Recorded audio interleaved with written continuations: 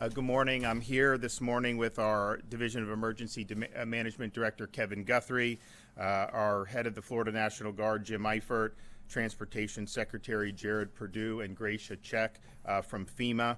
As of 8 a.m. this morning, Hurricane Ian is located roughly 200 miles south of Key West. It's moving north at 12 miles per hour and is anticipated to exit land in Cuba very soon.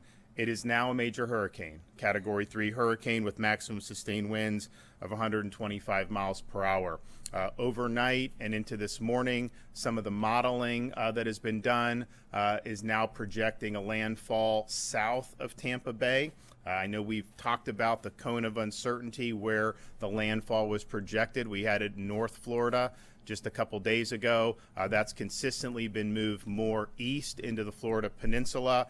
Yesterday evening, there were a lot of solutions bringing it right into Tampa Bay. Now you have a lot of solutions bringing the landfall into the Sarasota area. There's still uncertainty with where that exact landfall will be.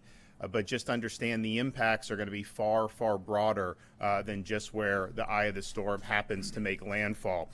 In some areas, there will be catastrophic flooding and life-threatening storm surge. And so if you're on Florida's Gulf Coast, from Naples all the way through the Tampa Bay area and some of the counties north of that, that could be something that happens. And it will certainly happen in some parts of Florida's Gulf Coast. Now, I know there's folks in Southwest Florida who remember Hurricane Charlie was projected to make a direct impact into Tampa Bay, and then it turned and went into Southwest Florida. I would just say the track may end up doing something similar, but this is a much different storm. Charlie was a lot smaller. It was powerful. It was a Category 4. Most of the damage from Charlie was from wind and wind destruction.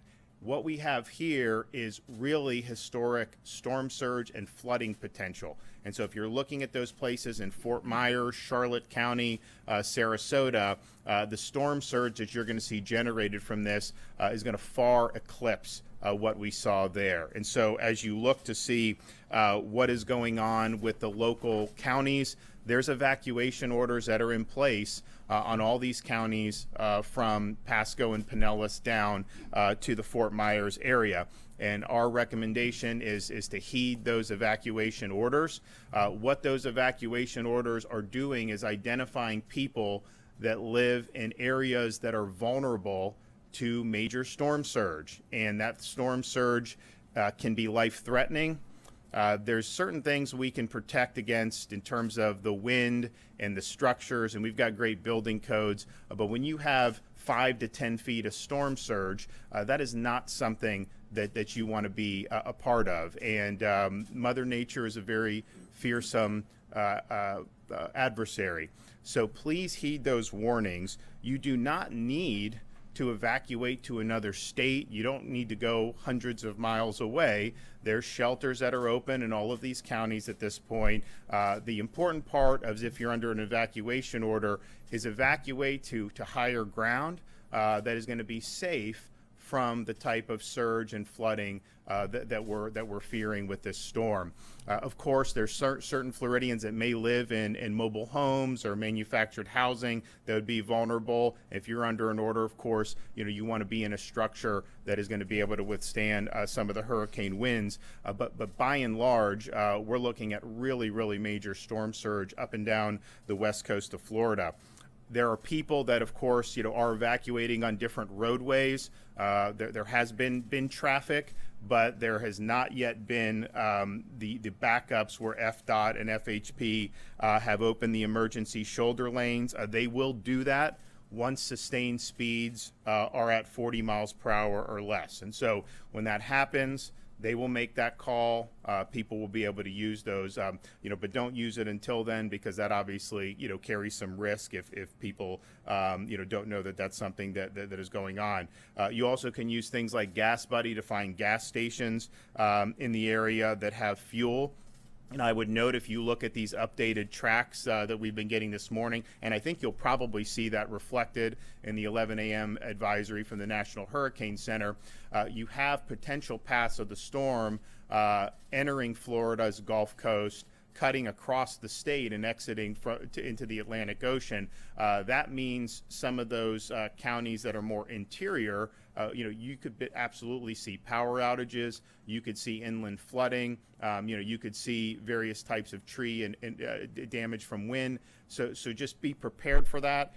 We were here 48 hours ago, and most of the solutions had it going up the coast, the west coast of Florida. Well, now most of them have it ramming into the state of Florida and cutting across. And so just be prepared for that and understand that that's something that could be happening. Visit Florida has partnered with Expedia to launch an emergency accommodations page. Anyone who has been ordered to evacuate can use this page to find available accommodations in other areas of the state by visiting expedia.com/Florida. Again, expedia.com/Florida. We have about 2.5 million Floridians that are currently under some type of an evacuation order. Make sure you know your evacuation zones, so you can find that at floridadisaster.org/plan-prepare. floridadisaster.org/plan-prepare. And of course, if you are called upon to evacuate, make sure you take care of your pets. Don't leave your pets behind when you're evacuating.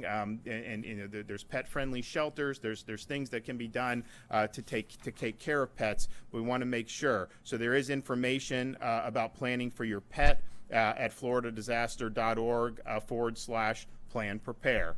We want to make sure that we're taking care of our friends. To find shelters, again, visit floridadisaster.org/shelters. floridadisaster.org/shelters. Most of these counties are going to have shelters within the county that are in higher ground. The buildings are going to be hurricane proof. They're going to be able to withstand a Category 3 hurricane in terms of the winds, but it's going to put you in a situation where you're not going to be vulnerable to the effects of the storm surge and the effects of the flooding. We have, of course, suspended tolls starting yesterday to assist people who may be moving around the state and following evacuation orders. You can look at those facilities at fdot.gov that list them. We may add more if there's a need to do that as the storm impacts other parts of the state, and we will make that announcement at the appropriate time. We have 26 school districts that have announced school closures, and you may very well have more as the track becomes more certain. If you want the most updated school information, go to fldoe.org/storminfo, fldoe.org/storminfo. We have 5,000 National Guardsmen that are activated. We've got 2,000 additional Guardsmen from other states, and I know Jim's been talking with other states, to help us with even more assets. We do have our urban search and rescue teams activated. We have 3 additional teams on standby ready to deploy. Our FWC has officers placed in every county in anticipation of heavy rains and flooding. And you will see heavy rains in parts of the state that are not necessarily on Florida's Gulf Coast. We also have high water vehicles and shallow draft boats that are ready for immediate deployment to the affected areas. We also have FWC's aviation section placed on standby, and it's ready. All appropriate aircraft are ready for deployment for search and rescue and post-storm damage assessments as needed. FHP has implemented their 12-hour shifts. They've mobilized additional state troopers to the Gulf Coast. And, of course, our partners in the U.S. Coast Guard are standing by and are able and willing to assist. We do report today 100% of operating long-term care facilities do have a generator on site. Of course, we have a state of emergency for all 67 counties. We are going to keep that in place. I think if you look at the tracks that have come out this morning, the chance that you have major impacts in Northwest Florida, of course, have declined. But we also understand there's going to be people that are going to be evacuating, and we want to give every county flexibility to help their fellow Floridians. We have issued the waivers of weights for commercial trucks. We want the fuel and the resources continuing to come into the state. We've spoken with our partners there. They're going to keep doing it until it's no longer safe to do so, because they understand how important it is. We do have emergency refills of maintenance prescriptions. Those are authorized for another 30 days. and we now have 28,000 across the state between our investor-owned utilities, our municipal utilities, and our rural electric co-ops. More than 28,000 linemen are staged for power restorations across the state of Florida. And we understand as the storm hits and passes, the need to be able to restore power as soon as possible for as many Floridians as possible. Make sure you're executing your plan. This is imminent. We appreciate everybody in our counties who've worked very hard to execute their plans. Kevin will talk a little bit more about from the DEM perspective, but we've had about 500 requests for assistance from our counties. The state has fulfilled 466. Some others are on the way, and some will be fulfilled. They just can't be fulfilled until the storm actually hits. We mentioned sending medical professionals to Hillsborough County Special Needs Shelters. We sent another 120 to surrounding counties. We do have our logistical staging area in Polk County, and we will have additional staging later today. 300 ambulances supporting special needs evacuations have been deployed. Hundreds of generators and pumps have been staged, primarily in the Tampa area. And of course, pre-landfall food and water has been staged for Tampa Bay region. Now, as the track has moved a little bit more to where you have potentially greater impacts in Southwest Florida. I mean, we knew you were going to get storm surge all along. I mean, it's just the nature of a storm this big. However, Kevin is going to be mobilizing more resources to be able to assist those counties in the southwest portion of the state of Florida. Again, go to floridadisaster.org/get-a-plan to make sure that you have what you need. You know, you still have time today to execute what you need to do. If you're in an evacuation zone, you have time to be able to heed those orders. If you're not, you have time to be able to get whatever supplies that you may need to deal with what's going to happen over the next few days. I would just tell all Floridians who are in the path of this, you know, there's going to be interruptions in things like power. There's going to be interruptions in fuel, maybe interruptions in communications. That is to be expected, so just plan for that. And of course, all these resources are mobilized to try to restore the services as quickly as possible once it's safe to do so. Safety is paramount. When you're talking about storm surge like this, when you're talking about historic flooding, that water is a very, very difficult adversary. You do not want to put yourself in harm's way unnecessarily. So if you're ordered to evacuate, that's a decision based off what we're seeing with this storm, what your local officials are seeing with the storm, and the potential impacts that could have on your part of the state of Florida. And doesn't mean you need to go all across God's creation to evacuate. Just get to the higher ground, get into a safe structure. We have shelters open in all those counties now at the county level, and we would encourage people to do that. Once the storm passes, you could be able to get back in your home. We'll be able to assess whatever damage may have occurred and be able to make the necessary improvements and rebuild. But we can't unring the bell if you stay and you end up getting washed away with a historic storm surge or get caught in really, really significant flooding. So Kevin Guthrie is going to say a few words, and then we're also going to have Jared Perdue from FDOT give an update on the traffic situation. Thank you, Governor, and good morning. I'm going to start with a bullet point that I actually don't have because it was just sent to me, but the National Hurricane Center is now predicting that landfall will be Venice in 35 hours at 125 miles an hour. So again, Venice in 35 hours at 125 miles an hour, making that a major Category 3 landfalling hurricane. We currently have more, as the Governor mentioned, we currently have more than 500 active mission requests from our local partners, and we are working diligently to ensure that all the needs are met. The Governor already mentioned that we are starting to move additional contract staff and additional resources into the Southwest Florida area. We do have the 5 urban search and rescue teams that are on standby, and we are moving those again around the state of Florida. I think it's very important to say that Tampa Bay region, you are not out of the woods yet. There is still going to be a storm surge event in the Tampa Bay region.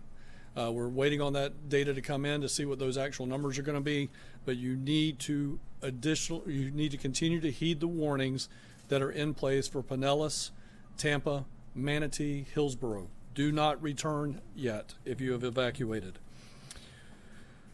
Residents can expect power due to anticipated impacts from the storm statewide. We do have telephone companies on standby. We have the big three wireless companies here in our EOC with us. Floridians should be prepared and have a communications plan in place with their families on how they plan to communicate after the fact. During previous hurricanes, the cell towers did go down. We expect them to go down in this particular event. Residents should have alternate ways to communicate with friends, loved ones, and family. It's also important to remember when an evacuation order is issued, you may only need to evacuate tens of miles, as the governor has mentioned already, instead of hundreds of miles. Many people in the Southwest Florida area, your best bet is going to be evacuate across the state. Just go straight across the state to Broward, Miami-Dade, Palm Beach. Do not try to go north. That will certainly help the secretary from DOT to help manage that traffic. Do not go north. Go straight across over to Southeast Florida. Residents should take the time now to determine if they live in an evacuation zone. Again, that is available at floridadisaster.org/KNOW or /plan prepare, as the governor has already mentioned. I want to take a moment we've had some calls come into our call-in center. It is not the FEMA flood site. These are evacuation zones on floridadisaster.org. They are not one and the same. We had a lady call in this morning saying, well, it says I live in a zone X. That is a FEMA flood map. That is not a storm surge zone evacuation zone. So please know the difference between the two. Keep gas and battery tanks at least half full throughout the entire season, especially in this event. That'll cut down on lines at gas stations. If you live in an evacuation zone and you decide to shelter in place, make sure you have enough supplies to weather the storm. We may be without power 3, 5, 7 days or more, depending on the situation. You'll want to make sure that you have extra cash in case in case credit card services are unavailable after the storm.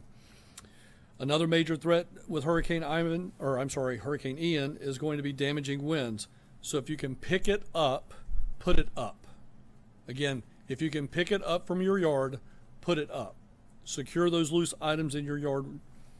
Take the time to clear all that potential debris. Bring in furniture. Strong winds can pick those items up and crash them into your home or your neighbor's home.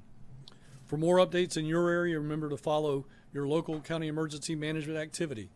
That will be the best source of information at the local level on your evacuations. The division has activated the State Assistance Information Line, the cell line, to provide additional resources for Floridians to receive up-to-date information regarding Hurricane Ian via phone. Residents and visitors can call this toll-free line at 1-800-342-3557. I'll repeat that number. It is 1-800-342-3557. You can also follow the division on Facebook and Twitter. Our Twitter handle is at FLSERT. That's at FLCERT. If you have any additional information that you need, you can always go to our floridadisaster.org website /info. Governor, again, thank you very much for your leadership in this situation. Great. Jared? Yes, thank you, Governor, and good morning. As the Governor mentioned, toll suspensions are still in effect for listed facilities focused on the coastal areas. We are going to continue to monitor the situation and will potentially enact more as deemed appropriate. You can go to fdot.gov for more information on that. FDOT road and bridge contractors have suspended operations on active construction projects within the projected path of Hurricane Ian. These projects are performing activities such as lowering crane booms, high mast lighting, securing barges, clearing traffic control devices, and checking drainage systems.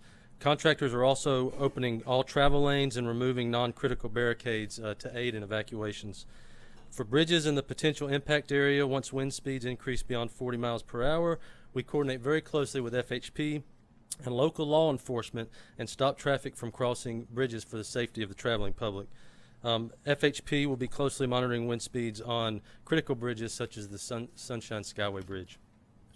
FDOT is staging resources nearby to perform critical road and bridge inspections after the storm. in order to resume bridge usage as soon as it is safe to do so. Typically, inspections are performed and we prioritize coastal bridges and move inland. For example, in the Tampa Bay area, Howard Franklin, Sunshine Skyway, Courtney Campbell, Gandy Boulevard, and Pinellas Bayway would be those priorities.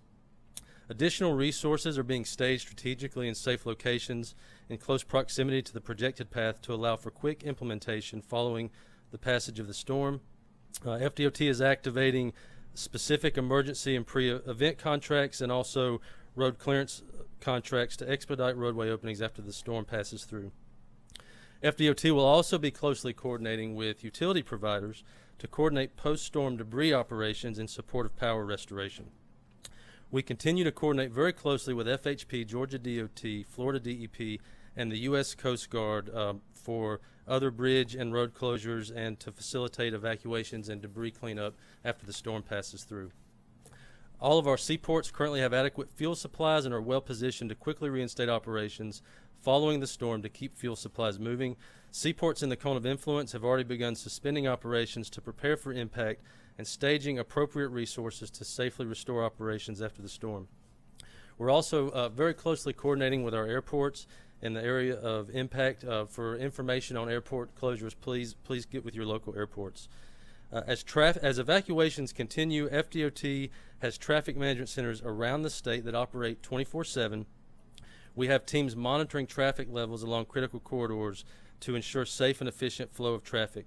We've also increased our resources in terms of FDOT road rangers and motorist assistance to aid in evacuations, and we will be closely monitoring traffic speeds, traffic volumes along the evacuation routes, and we'll also be considering the use of the shoulders when it is needed. As the governor mentioned, we typically look at operating speeds of around 40 to 45 miles per hour. We've already begun operations to make sure the shoulders are clear of debris and clean so that vehicles can safely use them.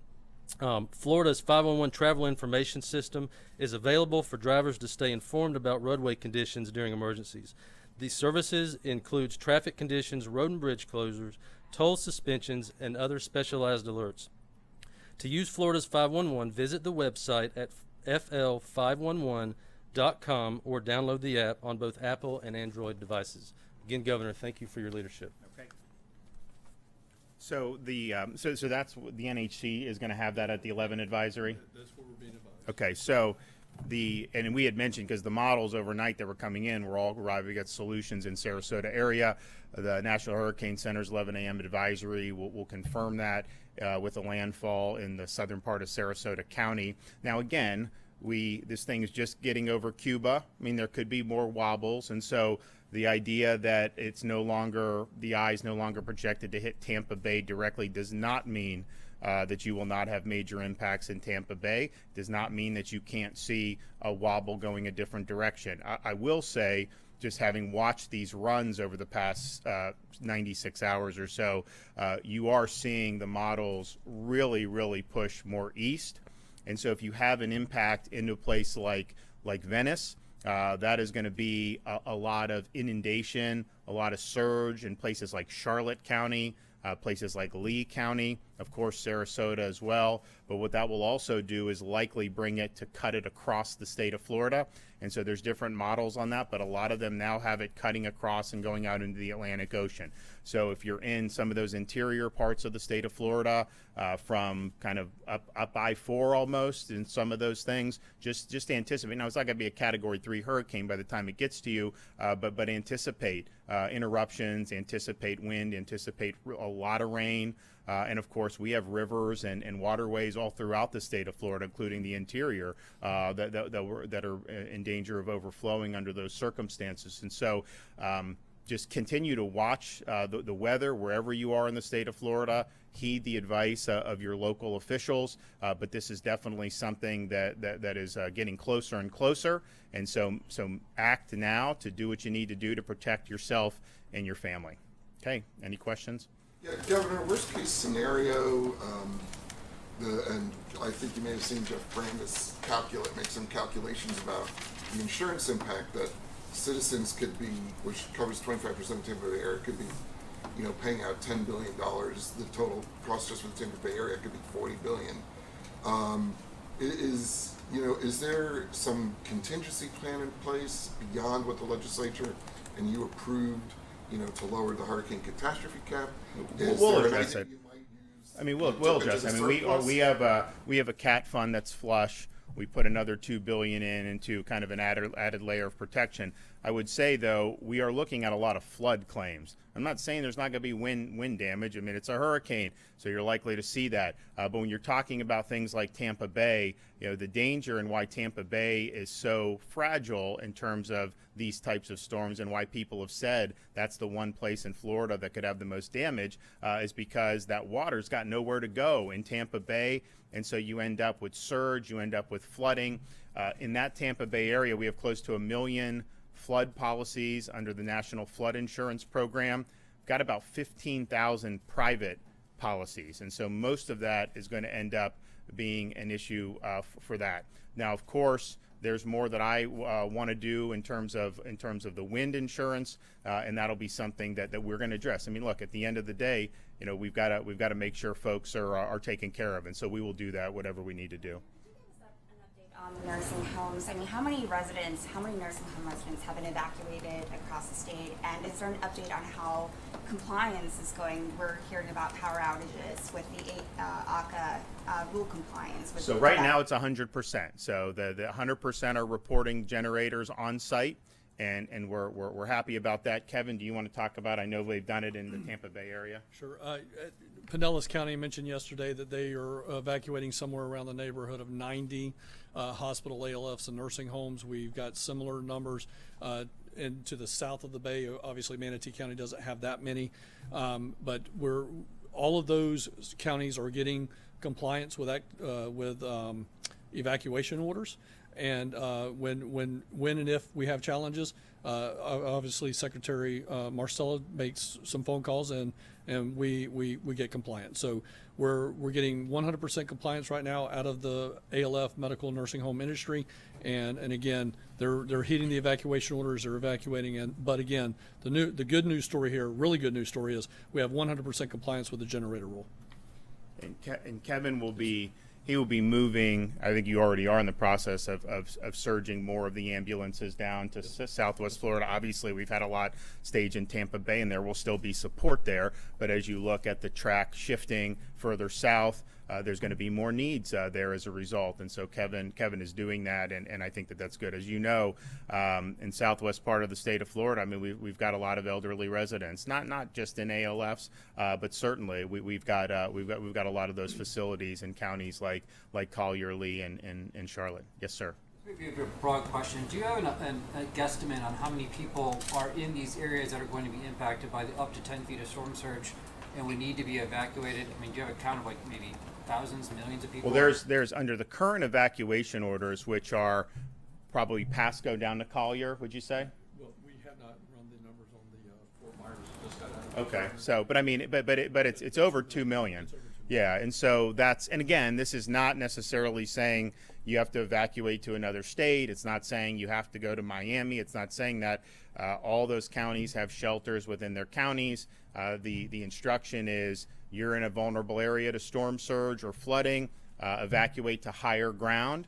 And if you evacuate to higher ground in a structure that is sound, you're going to be fine. And that's something that we just want people to know.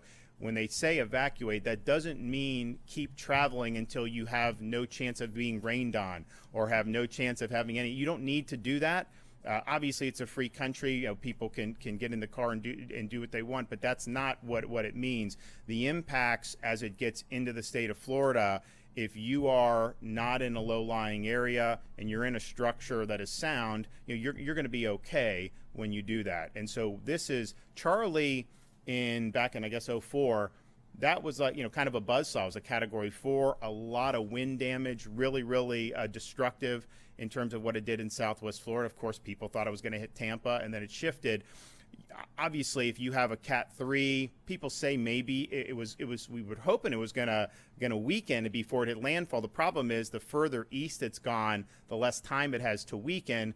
Nevertheless, what this is really doing, because of the size of the storm is it's kicking up a lot of surge. I mean, those seas, the Gulf is going to be very angry as this comes in, and you're going to see that happen. And so the danger to life and limb is really from that surge and from that flooding, more so than the wind. Obviously, if you're in a mobile home and you have 120-mile-an-hour winds, I mean, that's going to be a problem, and heed the evacuation orders accordingly. But we've got a lot of Floridians who are in low-lying areas, and when you have storm surge of this magnitude, that can absolutely be life-threatening.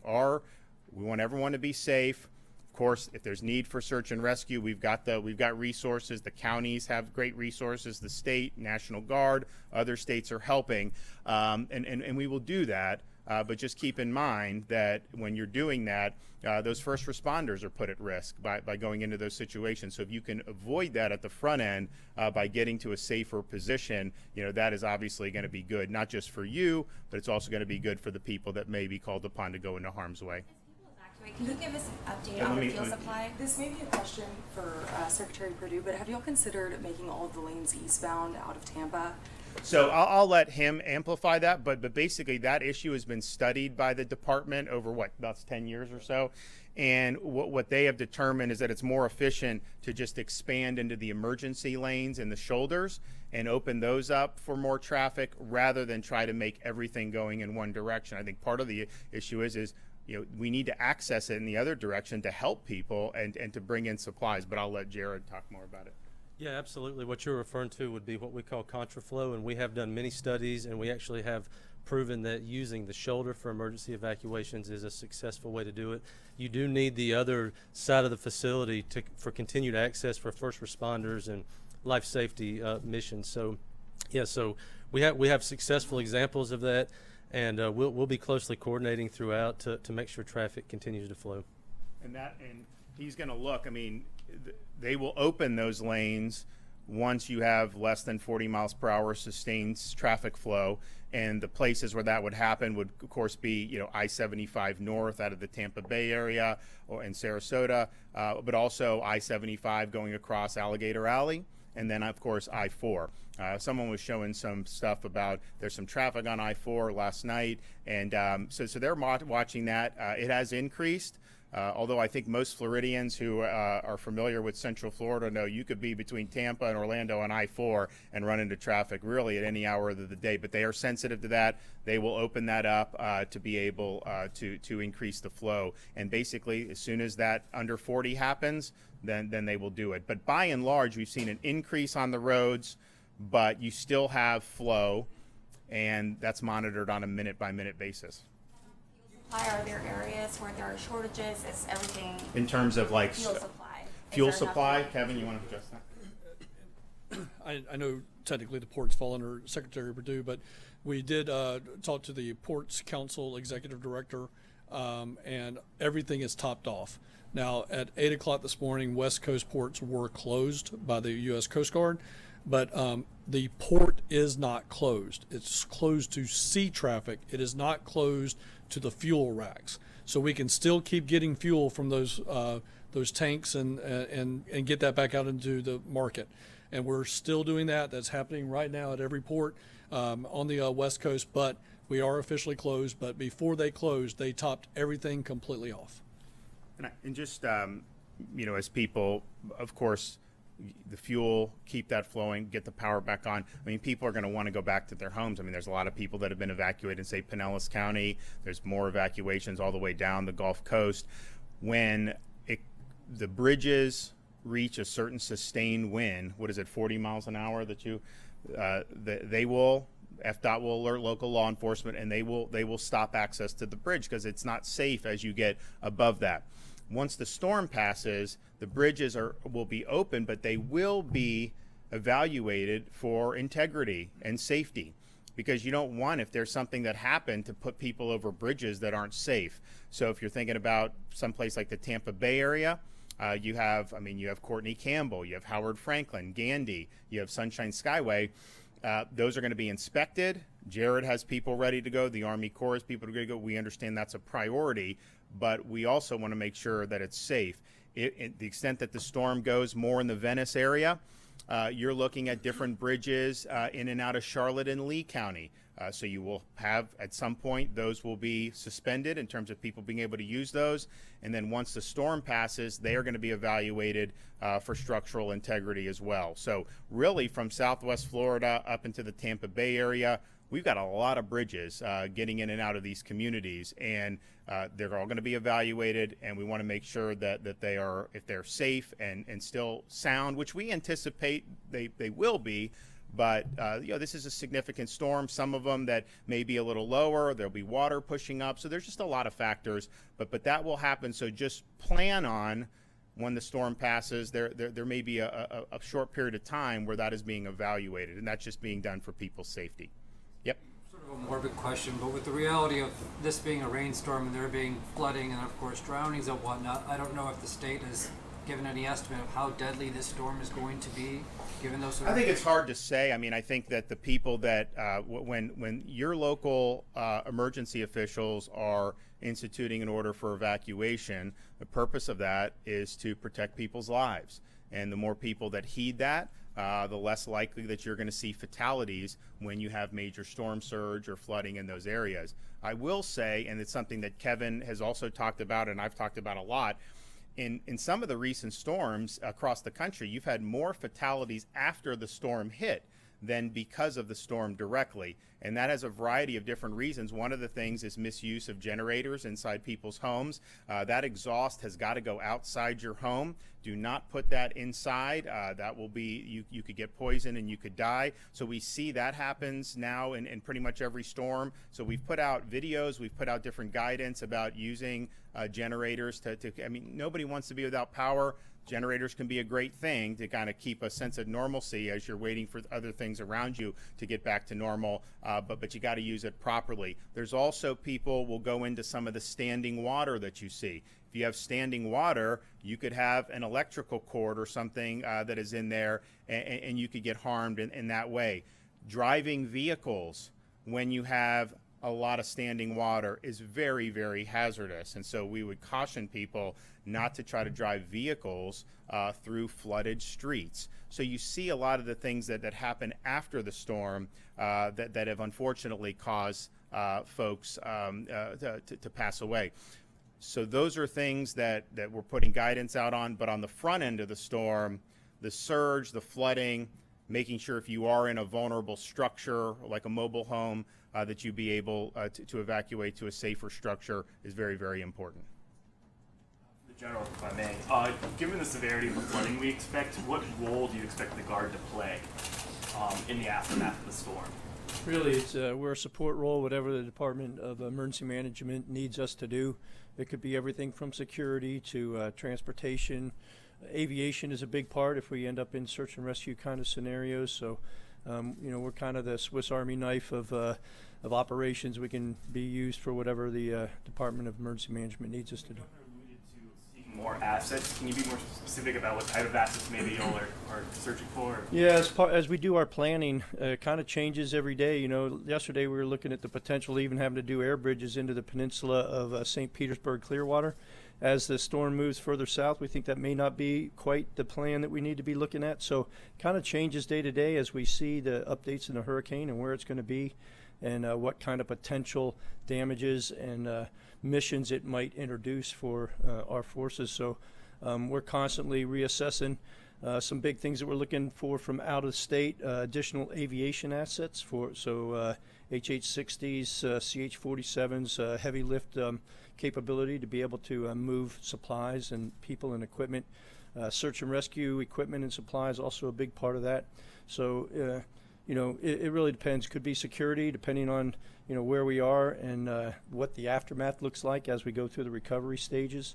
So we've got transportation's another big one, looking for high water vehicles as well as swift water vehicles if we end up with a flooding event where we're needing to get to folks who can't move by land. So really almost everything that you can imagine that the director might be needing some additional muscle on, will be providing it.